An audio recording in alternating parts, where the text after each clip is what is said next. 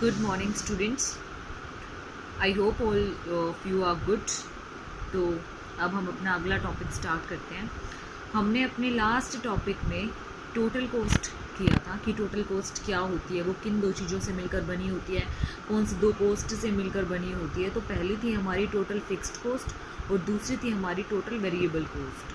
तो अब अगला जो स्टेप आता है हमारे पास टोटल के बाद कौन सी कॉस्ट का आता है, एवरेज कॉस्ट का. कि एवरेज कॉस्ट क्या होती है.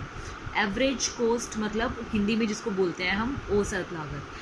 टोटल फिक्स्ड कॉस्ट क्या होती है कि हमारी टोटल किसी भी प्रोडक्ट को बनाने में जो भी हमारी कॉस्ट आई है, टोटल कॉस्ट, उसमें जो भी फिक्स्ड कॉस्ट है, मतलब जो चेंज नहीं हो सकती, चाहे हम प्रोडक्शन को अप और डाउन कितना भी कर ले, लेकिन वो कॉस्ट चेंज नहीं हो सकती. वो जो कॉस्ट होती है वो हमारी कौन सी कॉस्ट होती है, this known as fixed cost, total fixed cost. Like rent. ठीक है, अगर हम रेंट को चाहे कितना भी प्रोडक्शन करें, प्रोडक्शन को कितना भी राइज करें या फिर प्रोडक्शन को कितना भी डाउन करें, लेकिन हमारी जो कॉस्ट है वो चेंज नहीं हो सकती. रेंट आपको फिर भी पे करना ही पड़ेगा. रेंट हिंदी में जिसको बोलते हैं हम किराया, वो आपको फिर भी पे करना पड़ेगा. क्यों पे करना पड़ेगा? क्योंकि अगर आप बंद है, आपकी फैक्ट्री क्लोज्ड है, ओपन है, आप उसमें प्रोडक्शन कर रहे हो या नहीं कर रहे हो, आपके अंडर तो है ना वो लैंड, आपके होल्ड में है ना. जब तक आपके होल्ड में है तब तक आप क्या करोगे, उस रेंट पे अपना रेंट, उस लैंड पे रेंट पे करोगे उसके ऑनर को, उस लैंड होल्डर को. ठीक है, क्या पे करोगे, रेंट पे करोगे. तो वो आपका किसके अंदर आता है, फिक्स्ड कॉस्ट के अंदर. और वेरिएबल कॉस्ट क्या होती है, वेरिएबल कॉस्ट वो कॉस्ट होती है जो आपकी अप और डाउन दोनों हो सकती है. मीन्स जो आपके प्रोडक्शन की क्वांटिटी चेंज होने से चेंज होती है. When the cost is changed according to the percentage of raw material और प्रोडक्शन, या तो रॉ मटेरियल की परसेंटेज से या फिर प्रोडक्शन की परसेंटेज से या फिर क्वांटिटी से. अप और डाउन जब होती है तो उसी परसेंटेज से हमारी वेरिएबल कॉस्ट भी चेंज होती है. ठीक है, अप और डाउन होती है. अगर हमारा प्रोडक्शन ज़्यादा होगा तो हमारी क्या होगी, वेरिएबल कॉस्ट ज़्यादा आएगी, क्योंकि हमें रॉ मटेरियल ज़्यादा मंगाना पड़ेगा. अगर हमारी वेरिएबल कॉस्ट कम होती है, when variable cost is down, that's और production will also be down, तो हमारा जो प्रोडक्शन होगा वो भी क्या हो जाएगा, डाउन हो जाएगा. ठीक है, तो अब वैसे ही हमारी एवरेज कॉस्ट होती है. एवरेज कॉस्ट किसका मिक्सचर होता है, average cost is equal to A F C plus में A B C. A C is equal to average cost, A F C is equal to average fixed cost, ABC is equal to average variable cost. Now listen, AC is equal to AFC plus ABC. I repeat this formula here. ठीक है, अब when we find out the AFC, जब हमें AFC find out करनी है तो हमें क्या करना पड़ेगा, ये वाली इक्वेशंस जैसे आप सॉल्व करते हो तो ये चीज़ हमारे पास किस में है, प्लस में है. अगर हम इसकी साइड चेंज कर देते हैं तो ये किस में चली जाएगी, माइनस में चली जाएगी. तो AC minus ABC is equal to AFC. ठीक है, ये AFC का फॉर्मूला था.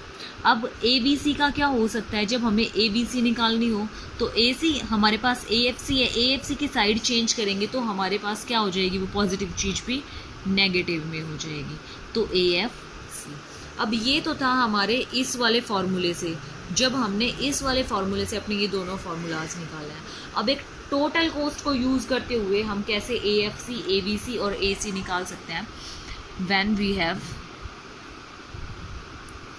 total cost, total fixed cost, total variable cost, then AC, ABC and AFC is कैसे होगी हमारी, TC जब दे रखा हो हमारा तो AC क्या होगा, TC अपॉन में quant, and AFC is equal to TFC upon में quantity, and ABC is equal to TBC upon में क्वांटिटी.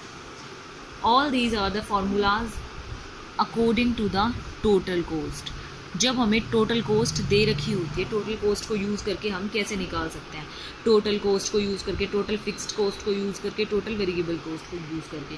तो आप यहाँ पे अपने इस चैप्टर से आपका न्यूमेरिकल के ज़्यादा चांसेस होते हैं, आपकी कॉस्ट भी पूछ सकते हैं, आपसे रिलेशनशिप भी पूछ सकते हैं, लेकिन आपका जो ज़्यादा चांसेस होते हैं वो किसके होते हैं, आपके न्यूमेरिकल क्वेश्चन के होते हैं। और इसमें से कम 6 नंबर का तो आता ही आता है, 4 नंबर का न्यूमेरिकल और 2 नंबर का भी न्यूमेरिकल, ठीक है।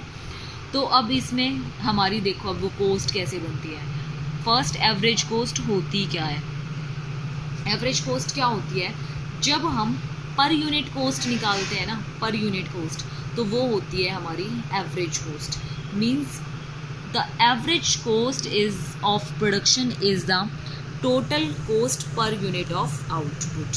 जब हम टोटल कॉस्ट की पर यूनिट कॉस्ट निकालते हैं तो हमारी क्या आ जाती है, एवरेज कॉस्ट आ जाती है। यहाँ हमने वही किया है ना, अपनी टोटल कॉस्ट को पर यूनिट कॉस्ट निकाला, तो वो हमारी क्या आई, एवरेज कॉस्ट। यहाँ हमने अपनी टोटल फिक्स्ड कॉस्ट की पर यूनिट कॉस्ट निकाली तो एवरेज फिक्स्ड कॉस्ट। यहाँ हमने टोटल वेरिएबल कॉस्ट की कॉस्ट पर यूनिट निकाली तो हमारा एवरेज वेरिएबल कॉस्ट, ठीक है। तो अब हमारी एवरेज कॉस्ट बनती कैसे है, पहले हम स्टडी करेंगे एसी के लिए एएफसी को। एएफसी क्या होती है, average fixed cost is equal to the fixed cost divided by में आउटपुट। आप इसके सिंपल जैसे आपका ये न्यूमेरिक मतलब जो फॉर्मूला है आपको उसके अकॉर्डिंग अपना कर सकते हो कि fixed cost is equal to the average fixed cost is equal to the fixed cost divided by outputs. जब आप अपनी आउटपुट्स को, फिक्स्ड कॉस्ट को अपनी आउटपुट से डिवाइड करते हैं तो हमारा क्या आ जाता है, एवरेज फिक्स्ड कॉस्ट। जैसे आपके पास प्रोडक्शन दे रखा है 1 2 3 4 5 6 7, ठीक है, और आपके पास फिक्स्ड कॉस्ट है 10 10 10 10 10 10 10, बिकॉज आपकी फिक्स्ड कॉस्ट कभी भी चेंज नहीं हो सकती, ठीक है, फिक्स्ड कॉस्ट कभी भी चेंज नहीं हो सकती।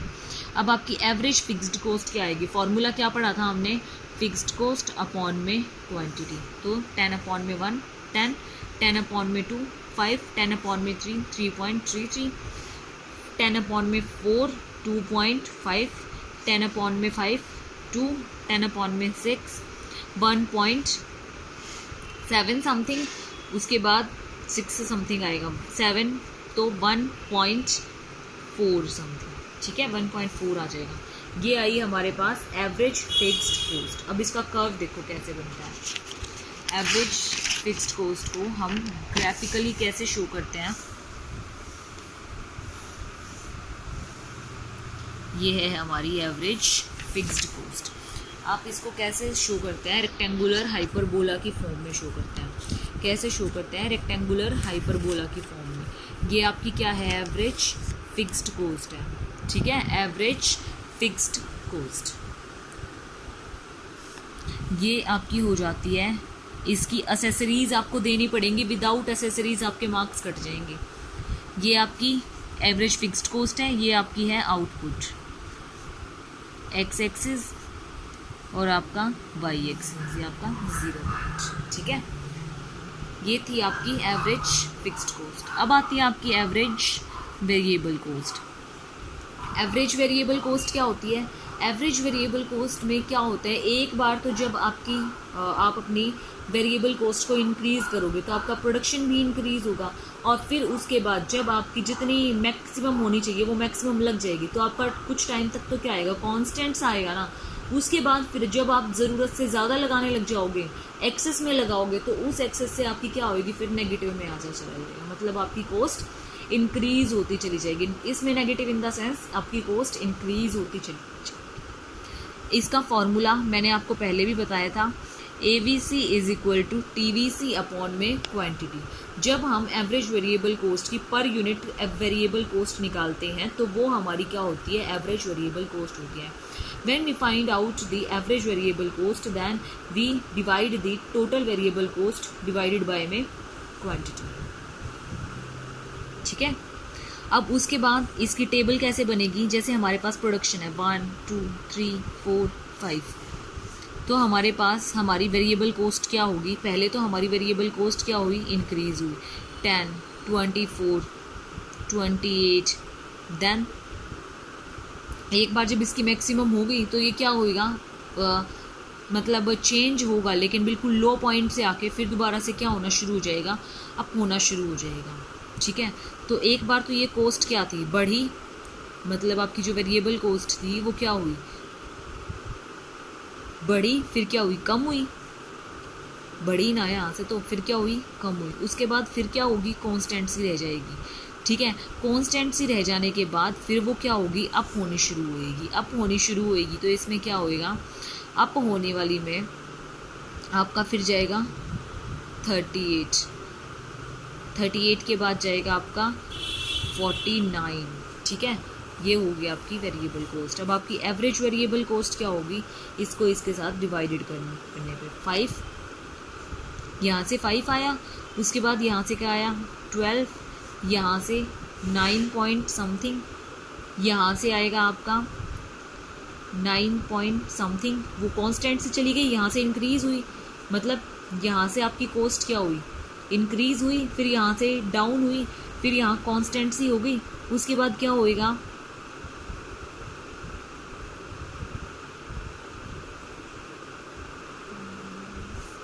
यहाँ पे आप 18 लेके चलो क्योंकि हमें अपनी एवरेज कॉस्ट को वैसे ही दिखाना है।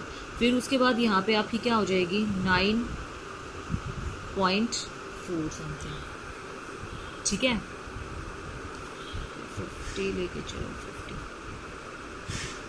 10, 6 वाला भी लो, एक पे आपकी होएगी 65, तो यहाँ हो गई आपकी 13। तो इससे आपकी कर्व क्या बनेगी, इससे आपकी कर्व बनेगी ये ABC। ठीक है, पहले डाउन हो गई, फिर थोड़ा कांस्टेंट हुई और फिर क्या हुई, अप हो गई। ठीक है, अब अगर हमें AC चाहिए तो AC कैसे बनेगा हमारा, वो देखिए ध्यान से। AC कैसे बनेगा, सबसे पहले हमें क्या बनाना पड़ेगा, AFC। तो ये हुआ हमारा AFC, फिर हमारी बनेगी ABC, देन हमारी बनेगी AC।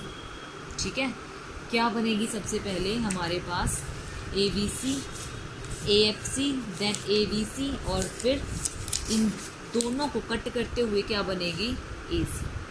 मैं फिर से एक बार रिपीट कर देती हूँ इस डायग्राम को। पहले हमारी बनेगी AFC, फिर हमारी बनेगी ABC, फिर हमारी बनेगी AC। आई बात समझ में।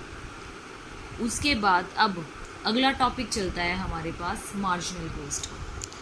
Marginal cost,